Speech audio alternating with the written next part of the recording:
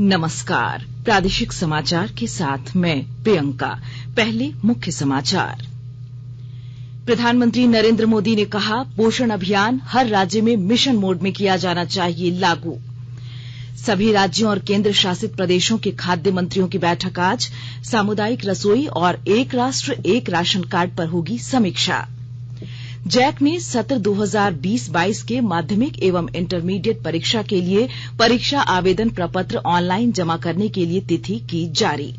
और भारत और न्यूजीलैंड के बीच 2 क्रिकेट टेस्ट मैचों की श्रृंखला का पहला मैच आज से कानपुर में होगा शुरू। समाचार से पहले एक जरूरी संदेश। देश ने कोविड टीकाकरण अभियान के अंतर्गत 110 करोड़ टीका लगाने का लक्ष्य हासिल कर इतिहास रचा है। इस महत्वपूर्ण कार्य में योगदान करने वाले चिकित्सकों, नर्सों और अन्य स्वास्थ्य कर्मियों का आकाशवाणी अभिनंदन करता है। इसके साथ ही हम आपको सतर्क भी करना चाहते हैं कि कोविड अभी समाप्त नहीं हुआ है। आप सभी से हमारी अपील है कि यथाशीघ्र दोनों टीके लगवाएं और अन्य लोगों को भी टीके लगवाने के लिए प्रेरित करें। त्योहारों के समय कृपया इन 3 आसान उपायों का पालन अवश्य करें। मास्क पहनें, 2 गज की सुरक्षित दूरी बनाए रखें, हाथ और चेहरा साफ रखें।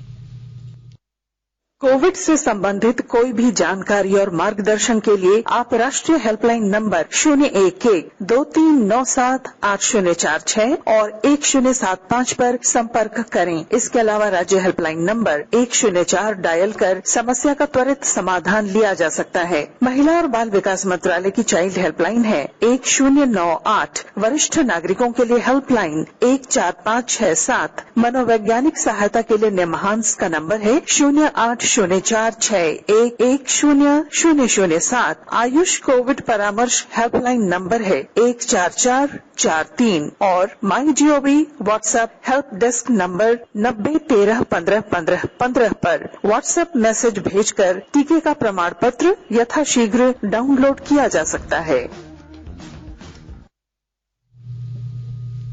और अब समाचार विस्तार से। प्रधानमंत्री नरेंद्र मोदी ने कहा है कि पोषण अभियान हर राज्य में मिशन मोड में पूर्ण सरकार के दृष्टिकोण से लागू किया जाना चाहिए।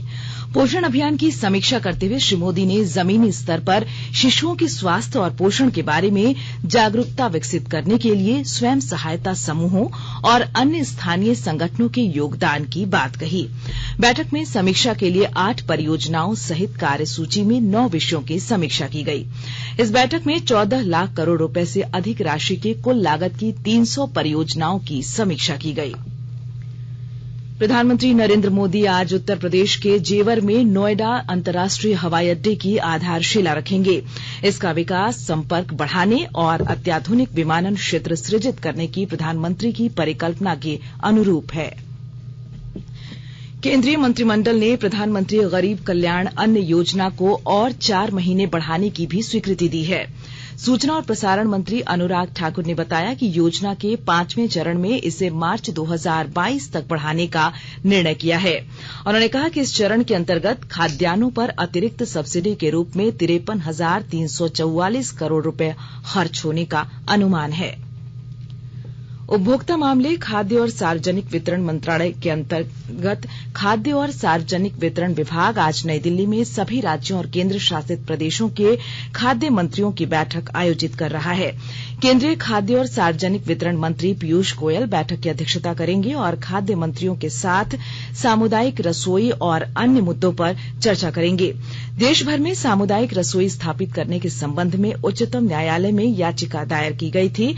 सर्वोच्च न्यायालय ने 3 सप्ताह के भीतर केंद्र सरकार को सभी राज्यों और केंद्र शासित प्रदेशों की सहमति से आदर्श सामुदायिक रसोई योजना प्रस्तुत करने का निर्देश दिया है। न्यायालय ने सभी राज्य सरकारों और केंद्र शासित प्रदेशों को केंद्र सरकार की बैठक में भाग लेने और इस योजना में सहयोग करने का भी निर्देश दिया है ताकि यह योजना समान रूप से लागू की जा सके। बैठक में मॉडल सामुदायिक रसोई योजना, एक राष्ट्र एक राशन कार्ड योजना की मौजूदा स्थिति, राशन कार्ड को आधार से जोड़ने, बायोमेट्रिक प्रमाणित एफपीएस लेन देन और अन्य मुद्दों पर चर्चा होने की संभावना है। स्वदेश में निर्मित स्कॉर्पिन श्रेणी की पनडुब्बी वेला का आज मुंबई में नौसेना गोदी में जलावतरण किया जाएगा। समारोह से पहले आईएनएस वेला के commanding officer captain Anish Matthew ने कल कहा कि ये गौरव के क्षण होंगे। उन्होंने बताया कि आत्मनिर्भर भारत की अवधारणा मजबूत करते हुए आईएनएस वेला में स्वदेशी बैटरी सेट और उन्नत संचार प्रणाली लगाई गई है। देश में कोविड टीकाकरण 1 अरब 19 करोड़ का आंकड़ा पार कर चुका है। अब तक 1 अरब 19 करोड़ 27 लाख से अधिक टीके लगाए जा चुके हैं। स्वास्थ्य मंत्रालय ने बताया कि कल 79 लाख 65 हजार से अधिक टीके लगाए गए। आकाशवाणी के ताजा तरीन समाचारों के लिए आप हमारी वेबसाइट newsonair.com पर लॉग ऑन कर सकते हैं। ताजा समाचार Twitter handle @AIR news alerts और Facebook page All India Radio news पर भी उपलब्ध है। आप प्रादेशिक समाचार एकांश के ट्विटर हैंडल @AIR न्यूज _रांची और फेसबुक, इंस्टाग्राम पेज तथा YouTube channel AIR news Ranchi पर भी हमारे बुलेटिन सुन सकते हैं। प्रादेशिक समाचार आप आकाशवाणी रांची से सुन रहे हैं और अब पेश है कोरोना से बचाव के कुछ संदेश।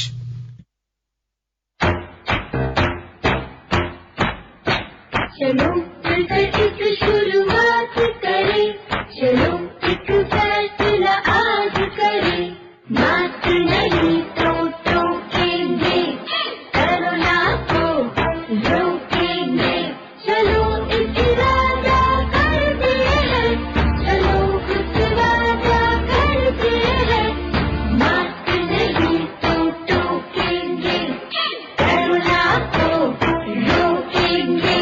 भारत सरकार द्वारा जनहित में जारी। कोविड-19 से बचाव और सुरक्षित रहने के 3 उपाय। मास्क लगाएं, 2 गज दूरी है जरूरी, सुरक्षित दूरी रखें, हाथ और मुंह साफ रखें।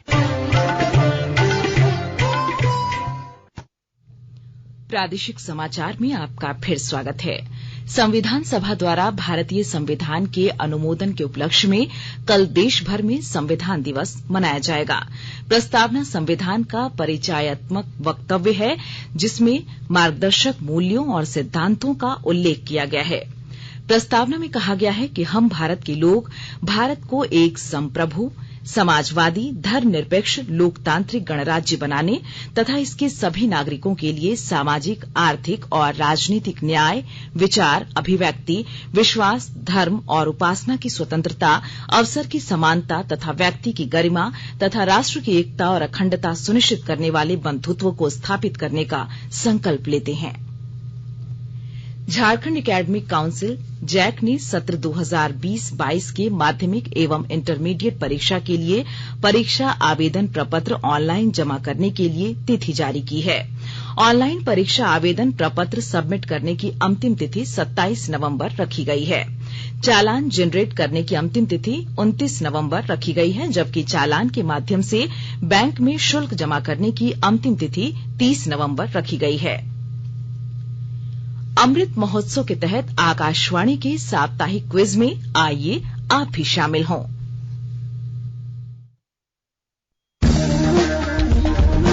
आजादी के 75 वर्षों का पर्व अमृत महोत्सव प्रत्येक बुधवार शाम 7 बजे प्रसारित होने वाले प्रादेशिक समाचार के दौरान पूछे गए प्रश्न का सही उत्तर देने वाले प्रथम 10 प्रतिभागियों में से लकी ड्रॉ द्वारा चुना हुआ एक प्रतिभागी इनाम का हकदार होगा। इसके लिए सुनते रहें आकाशवाणी रांची का प्रसारण।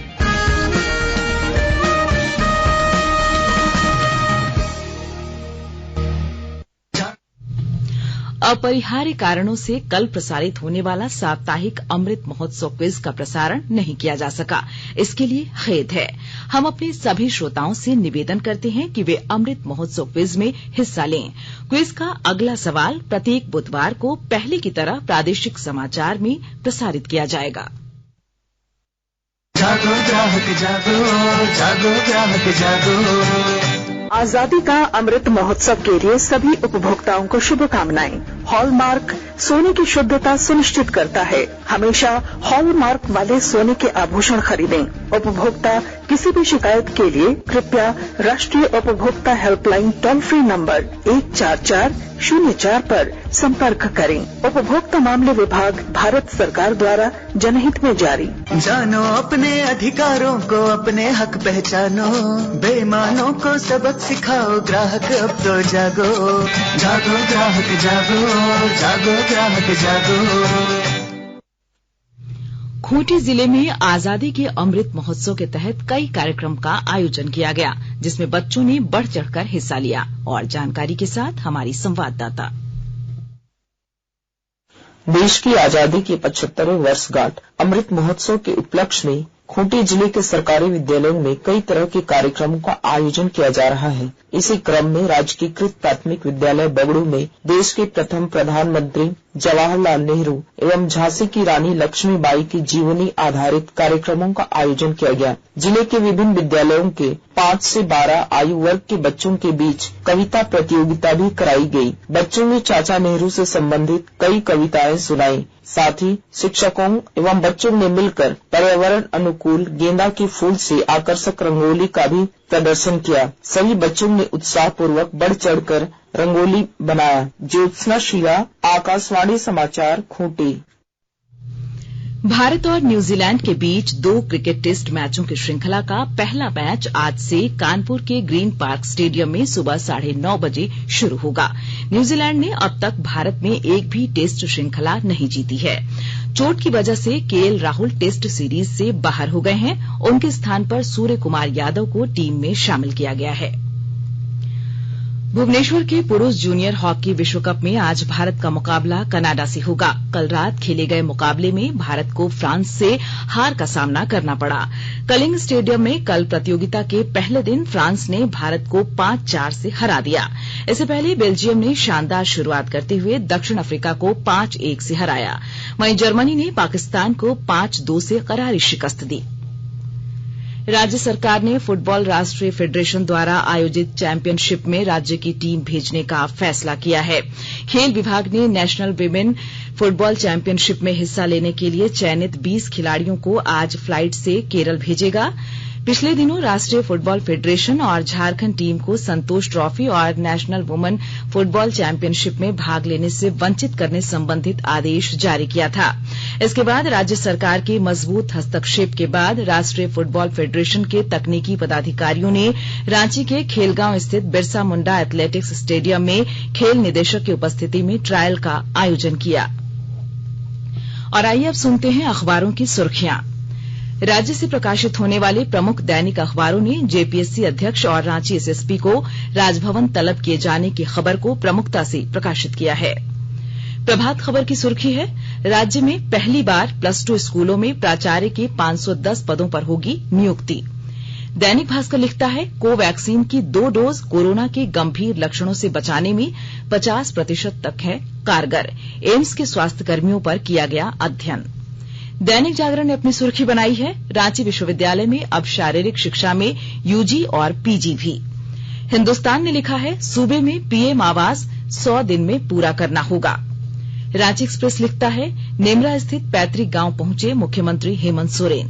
और अंग्रेजी अखबार द टाइम्स ऑफ इंडिया और हिन्दुस्तान टाइम्स ने तीनों कृषि कानून को वापस लेने की केंद्रीय मंत्रिमंडल ने की मंजूरी की खबर को पहले पन्ने पर जगह दी है। अंत में मुख्य समाचार एक बार फिर। प्रधानमंत्री नरेंद्र मोदी ने कहा, पोषण अभियान हर राज्य में मिशन मोड में किया जाना चाहिए लागू। सभी राज्यों और केंद्र शासित प्रदेशों के खाद्य मंत्रियों की बैठक आज। सामुदायिक रसोई और एक राष्ट्र एक राशन कार्ड पर होगी समीक्षा। जैक ने सत्र 2020-22 के माध्यमिक एवं इंटरमीडिएट परीक्षा के लिए परीक्षा आवेदन प्रपत्र ऑनलाइन जमा करने के लिए तिथि की जारी। और भारत और न्यूजीलैंड के बीच 2 क्रिकेट टेस्ट मैचों की श्रृंखला का पहला मैच आज से कानपुर में होगा शुरू। इसके साथ ही आकाशवाणी रांची से प्रादेशिक समाचार का ये बुलेटिन समाप्त हुआ। नमस्कार।